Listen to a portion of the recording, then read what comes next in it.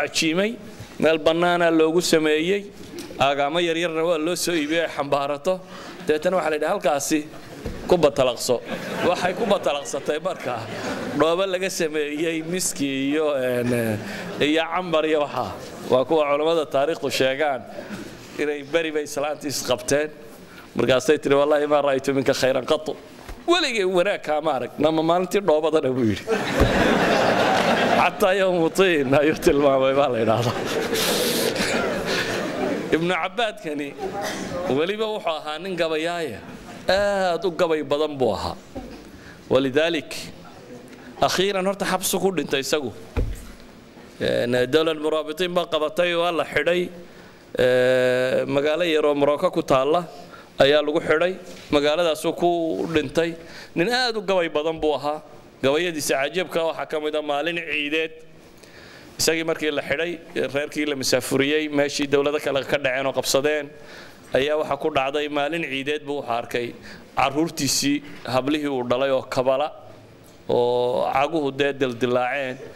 oo islaantiisuna islaan gabayda bay ahayd oo adiibada oo macruuf la yaqaano islaantan uu yoomuteeka ku tilmaamayay oo islaantiina iyana reerahay maryaha u toshaa qortooyada iyo nimadii waxa ka dambeysay qaxoontinimadaasi isna uu xabs ku jiro islaantanina ay reeraha u tosho marada ay u tosho maalintii dambe caruurtiisii u timo gabay aad u macruuf u tirinayay oo marka dambena uu ka gabayayo cagaha hablihiisa buu ka gabayaya uu leeyahay waxaad moodaa maalinna inaanay qoladii dhoobadii ku socotay yani maalinna inaanay qoladii miskiga taabatay ahayn baad moodaa gabay aad u tirinaya aad runtii gabay calaacal badana oo uu odhanayo yani ninka iga dambeeyo adduun yani farxad male waxba waxaad haysato isku dhoobadiiba waxaanu ka joognaa buu leeyahay kabalaantaas gabay aad u tirinaya waxaan uga jeedaa mayla ayn dhaqaale lama la'ayn ama dad aan hanti haysan may ahayn dad dacfi kale ka jira may ahayn laakiin waxa ugu badan ee meesha tan ka jiray wuxuu ahaa khilaafkaasi mujtamaca soo dhaxgalay iyo kuraasidaas yaryar la isku qabsaday iyo mabaadi'dii kulliga ahaa ee la haystay oo la ilaabay oo loo noqday markaasi in dawladaha kale dhabarka la saaro oo la isku dayo taariikhda andalus meelo qurux badan iyo meelo liidataba way leedahay meelaha kan laakiin aan ka warramayo ogaan baan u doortay waayo horaan waxaynu soo nidhi taariikhdu waa beejaj maalinba bog la rogo la akhriyo bog kasta aad joogto waxaad arkaysaa bog hore taariikheed oo la mid yahay dad maanta arkayso duwal yaryar oo tiro badan oo muslimiina 200,000 inta meel fadhiistay yiri dawlad baanu nahay oo tiro badan dad arkayso Soomaali maanta oo tuulo waliba intay gaar u go'day reer hebel baan la yiraahdaa ma wada hebel baan noo taliya ma ciidan baan noo taliya haddaad arkayso meel walba oo nin alfansa ahi uu ka talinayo alfansa waqtiga uu joogay waagii dambe wuxuu la baxay boqorkii labada diimood way kuwa yaryar muslimkaana wuxuu yidhi aniga u taliya iyagu baabaanu kala celin jiray danihiinaan ka talinaya sida maantaba kuwa jooga ay u kala celiyaan qoladeer oo duwalkan yaryar waxa kan waaxid alfansa baa dhabarka taabanayo kan ilaa halku talaabsanayo iyo ilaa halku ku ekaanayo meeshuu tagayo meesha aan loo ogolayn waa ummad jabtay iyo caadadeed andalus dib bay uga soo kabatay tan sheegayo waqtiyo dambe oo dawlad muraabitiin ay wadankaasi qabsataa jirta waqtiyo dambe dawlad muwaxidiin ay timi baa jira taariikh dambe oo dheer baa jirta haddana akhiiran waa dumeen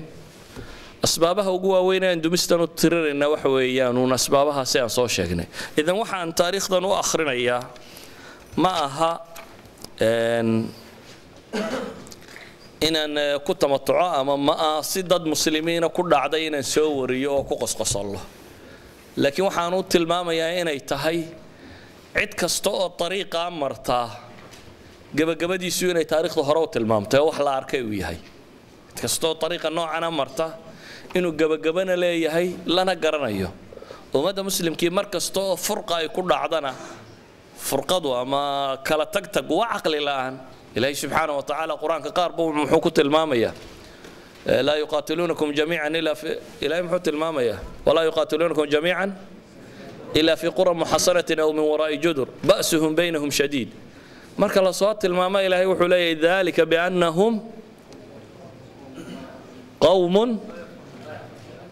لا يعقلون ذلك بأنهم قوم لا يعقلون يعني أساسي هين آية وراء هي ذلك بأنهم قوم لا يفقهون صح كما هين آية لبدنا ذلك بأنهم قوم لا يعقلون يعني إلهي سبحانه وتعالى وحو تلمام يين يين دولا عقل الهين فرقضوا وعقل لا أنتهم يعني عد كستو عقل اللي واي قرن ساين مدنمو يداد السوتري يتهاتكو إنه يهي وحينو يهي ولذلك وحن مسألة تنو تلمام يودم وحويان يعني تاريخ بدن ومدوبة رنتي كتشرته تاريخ بدن وعدنا وكتشرته وتاريخ تو مرة كله أدق وكاغو في عين مرد اللي تابوا وكتشرته وقت جاي ضعيف كهاين عد ولا بابك وكقاطع حتى اسكندنافيا كانوا كقيب قاطع مثلا فيكينكو إشبيليا وقت جاي مسلمين تكتلين يعني تاسو قرب ويراري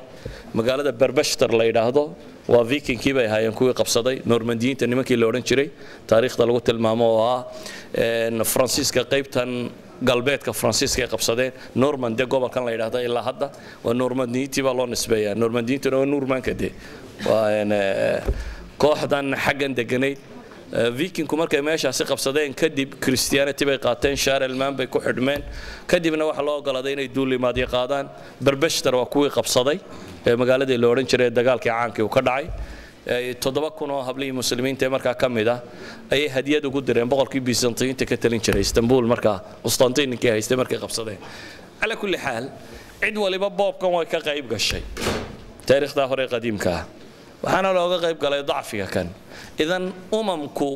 nasriga cid kale uma keento nasrigu ma aha wax la soo waarido nasrigu wuxuu ka dhashaa ummadda dhexdeeduna waa markastoo ay midowdo markastoo ay ilaahay ku xidhanto markastoo ay kitaabka rabbigeed qaadatona cizay gaadhaa markastoo ay cid kale istiraahdo ku tiirsana dumitaankan unbaa ku dhacay iyo foorarkan waxaan iskaga soo koobayaa taariikhda undulus ma dhammayn karno ama ما وضعت المامي كرنو لكن واحد كيسو كوبي ياون النقاط كاسيان كتل مامني وأنا قلت إنه الظروف وضعية إن كتير تقار لم يدوننا هاي سببها هو وين كان ينين هاي سببها إنه صوشيني حل كيسونين ويهايون إسلام المضاد بلغات والله أعلم بالله توفيق.